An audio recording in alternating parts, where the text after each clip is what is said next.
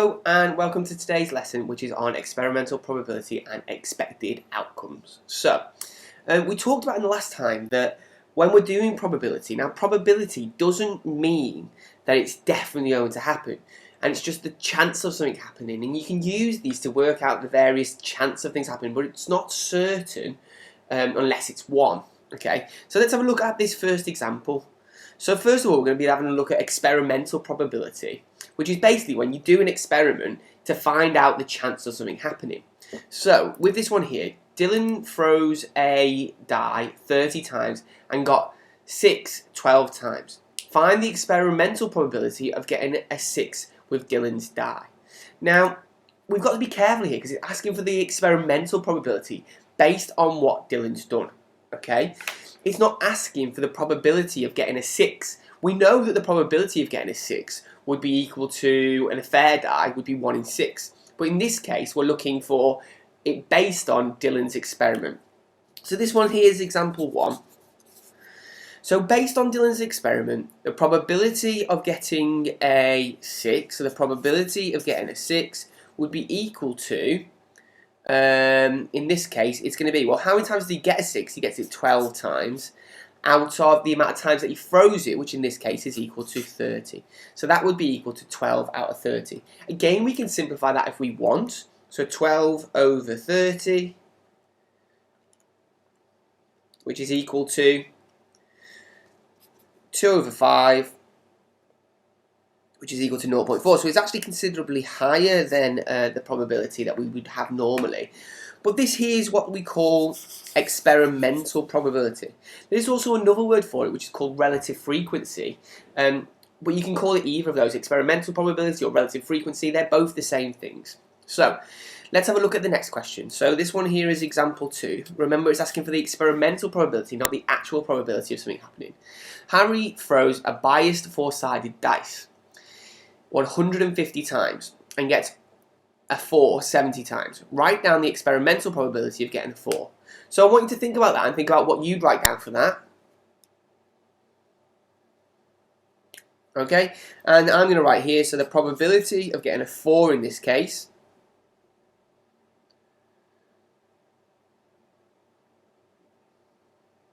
probability of getting a 4 on a 4-sided dice in this case is equal to 70 out of 150. And again, we could cancel that down if we wanted to. It'd be 7 out of 15. Okay, brilliant. So let's have a quick look at these and check our answers. So we got 12 out of 30, brilliant, or 70 out of 150. Super. So remember that experimental probability is based on an experiment, not the actual probability, which we is based on outcomes.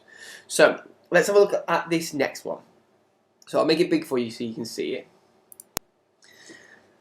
So Rick asked a random sample of 160 students from school what they did for lunch. The table shows the results of Rick's survey. Work out the relative frequency of eating lunch. Give your answer as a fraction. So they're asking for the relative frequency of eating lunch, eating a school lunch. So when we look at this one, now notice that it asks this time for relative frequency. So it's worth noting that relative frequency and experimental probability are exactly the same thing, okay? Relative frequency is just another way of saying it. So in this case, what's we're looking for the probability of getting a school lunch, okay? So, which is equal to, well, how many people actually get a school lunch? Well, it's equal to 43. Out of the total amount of people asked, which in this case was equal to 160.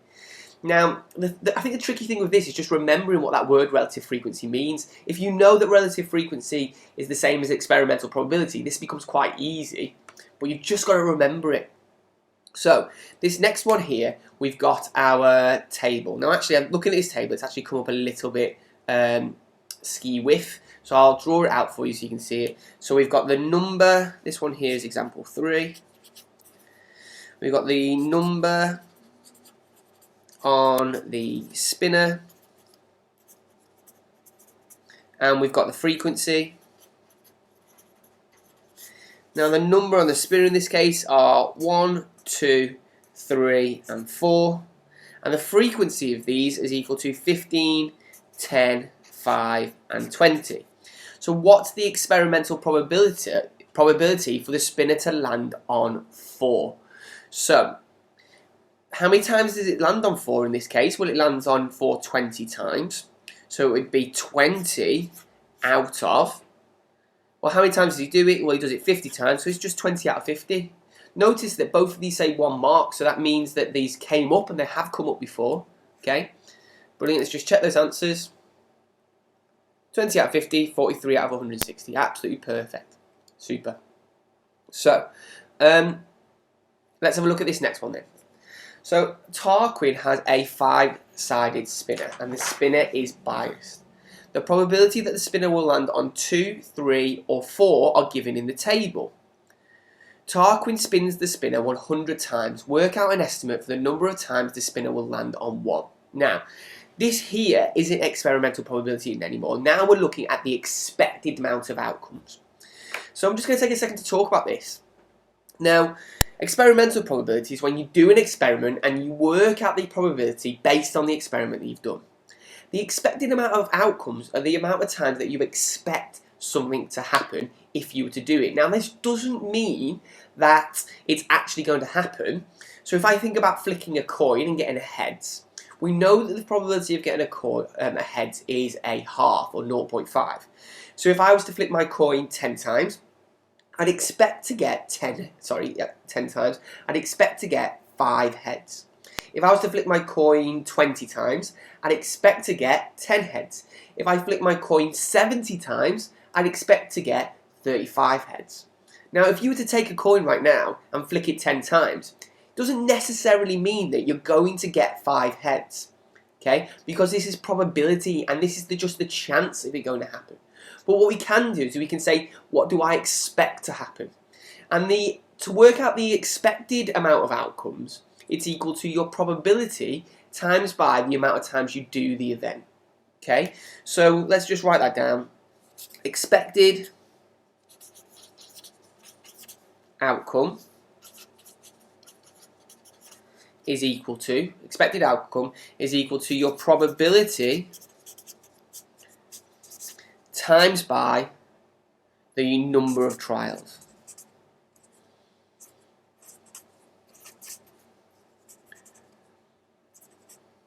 Okay, the probability times by the number of trials. So, for example, if I go back to that one I just said, how many times would I expect it to land on heads if I flicked it 60 times? Well, the probability of that is equal to a half times by 60 times, which is equal to 30. Okay, so the probability, this would be the probability of getting a heads. What's the expected amount of heads I'd get if I was to flick it 60 times? Well, it would be a half times by 60. So let's have a little look at this question now. This one here is example 5, I believe. Just check. No, this one here is example... No, it's example 5. Example 5. Brilliant. So, this one here looks really difficult, but it's actually quite simple. Tarquin spins the spinner 100 times. So my expected outcome, the expected time I expect to get, what am I looking for? 1 in this case, is equal to the probability of getting 1, which in this case is equal to 0.3, times by the amount of trials, which in this case is equal to 100. So 0.3 times by 100, you can do this on your calculator if you want. So 0.3 times by 100 is equal to 30. So you'd expect it to land on 1 30 times. Now just consider this. That doesn't mean it's actually going to land on it 30 times. It's just what you expect to happen. So that's why it's called the expected outcome. Okay, so let's have a look at the next one. 30, brilliant. So a school has 400 boys and 500 girls. The probability that a boy is vegetarian is 0.1. The probability that a girl is vegetarian is 0.2. Estimate the total number of vegetarians in the school. Now notice it says estimate, and it says estimate because, again, this is probability, so you don't know exactly how many vegetarians you're going to have. it is worth writing this one down. This one here is example 6. So pause now and get that one down in your notes. Remember, the only way to learn maths is to do it. So we've got a school, we've got 400 boys, and we've got 500 girls. We know the probability of having a vegetarian boy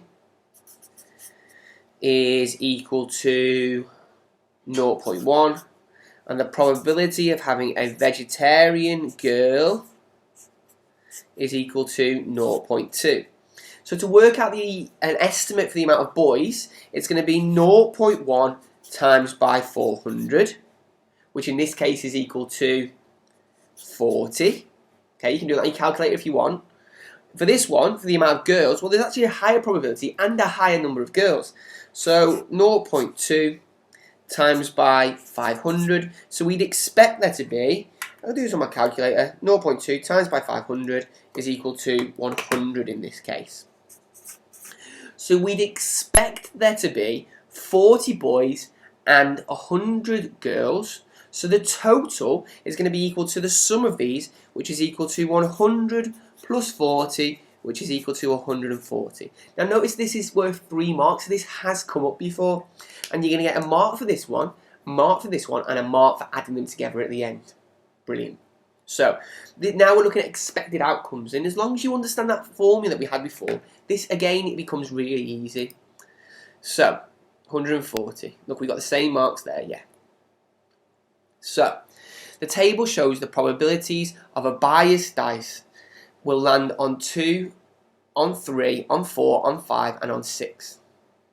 So Neymar rolls the dice 200 times. Work out an estimate for the total number of times the dice will land on 1 or 3. Okay, so let's get this one in our notes again. So this one here is example 7. Remember to make sure you're getting these down so you can refer back to them in the future. It's really important that. So here we've got our table, we've got the number on the dice,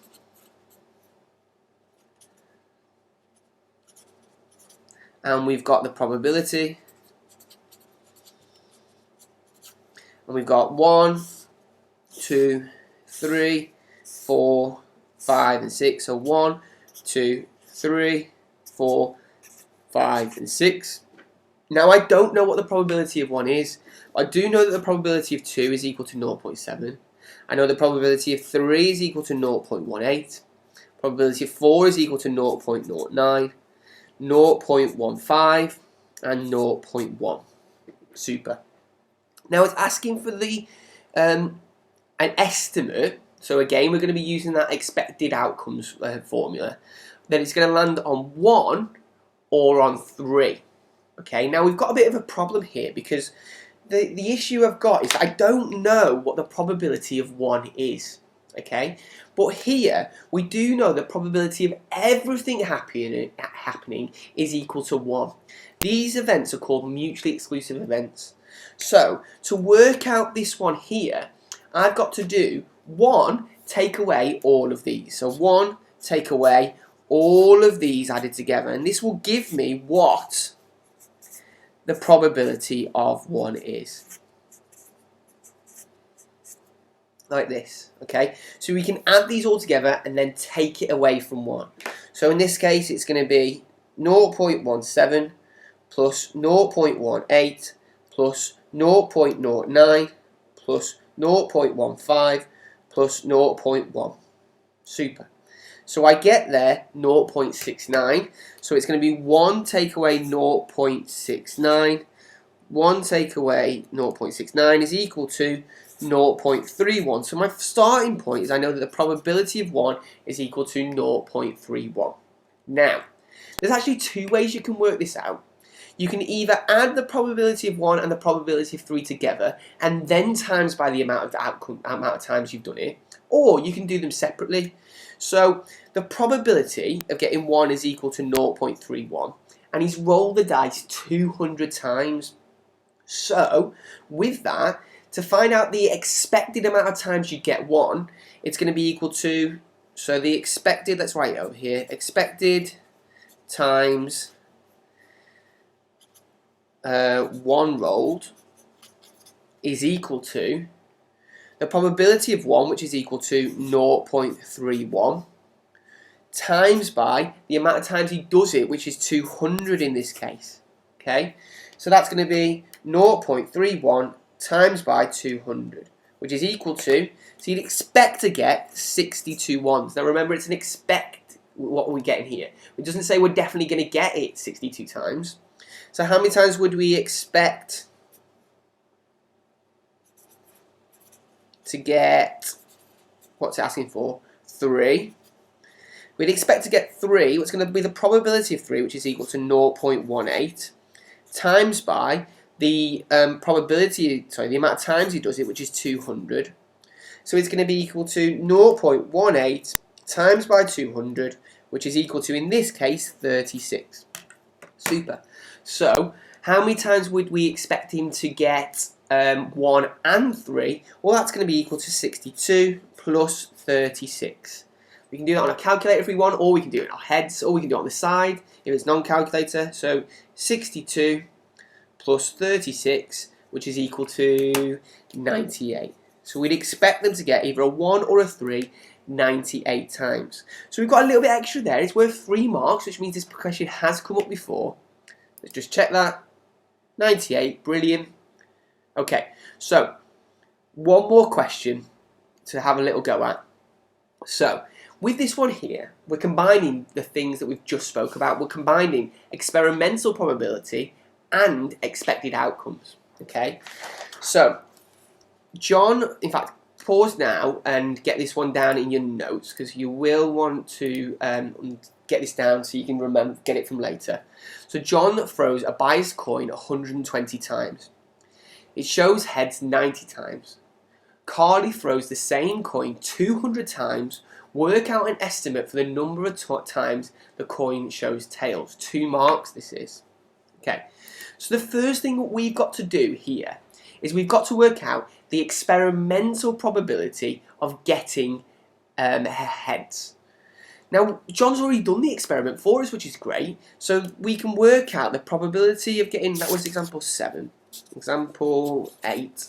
So we can work out the relative frequency or the experimental probability of this, which is going to be equal to the amount of times he gets heads. So it's the probability of getting heads is equal to 90 over 120. Now I am actually going to simplify it this time, okay, just because it will make things a little bit easier for us in the future. So that's going to be equal to 9 over 12. 3 goes into both of these. How many times does 3 go into 9? Well, 3, 6, 9, so 3 on the top. 3 goes into 12 as well. 3, 6, 9, 12. So actually it's equal to, this is equal to 3 over 4, or 3/4. Okay, brilliant. So this here is the experimental probability of getting a heads on this coin. Now Carly's going to do it 200 times. Now imagine doing this 200 times, okay? We've got a lot of time on the hands. Maybe they're both in isolation.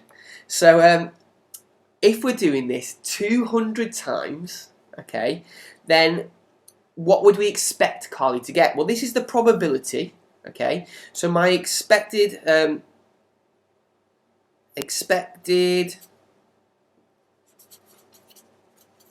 heads is equal to the probability of getting a heads, which is 3 over 4. So this is the experimental probability, which I've just worked out, times by the amount of times that Carly does it, which is equal to 200 in this case. Okay, so that's going to be 3 over 4, or 0.75, times by 200, which is equal to 150. So that's equal to there, 150. Okay, we've got to be really careful here, because actually when I look at this question, the question says work out an estimate for the number of times the coin shows tails. Okay, now we know that this is the probability of getting heads. There's 2 ways we can either do this. We've worked out the amount of heads we expect to get. So to work out the amount of tails, it's going to be, so expected tails is equal to 200, which is the total amount of times that she does it, take away 150, which is equal to 50 in this case. Okay. The other way we could have done it is worked out the probability of tails, which is 1 over 4, and then times that by 200. But it doesn't matter which way you do it, as long as you're getting the expected amount of outcomes, which is 50 in this case for tails. And this makes sense, because if she does it 200 times, she's getting 150 heads and 50 tails, which adds up to 200. So my answer here is equal to 50. Super.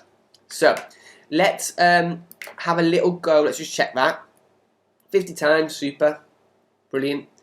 So I'll put these questions up. Now we've actually got another page of this. So pause now and have a go at these first questions, and then have a go at the next questions as well. So pause now and have a little go at those. Notice the majority of these are past paper questions, so they have come up before.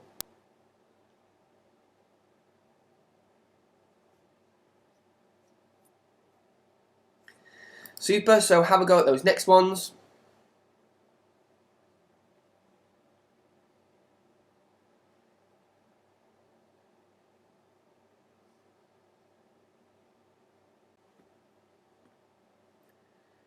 Brilliant. So here's the answers. So mark those in green.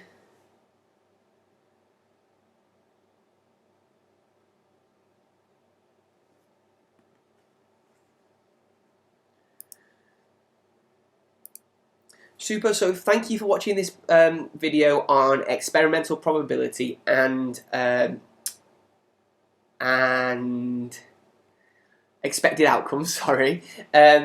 Do make sure you're having a go at these questions, because remember, the only way to learn maths is to do it, and have a lovely day.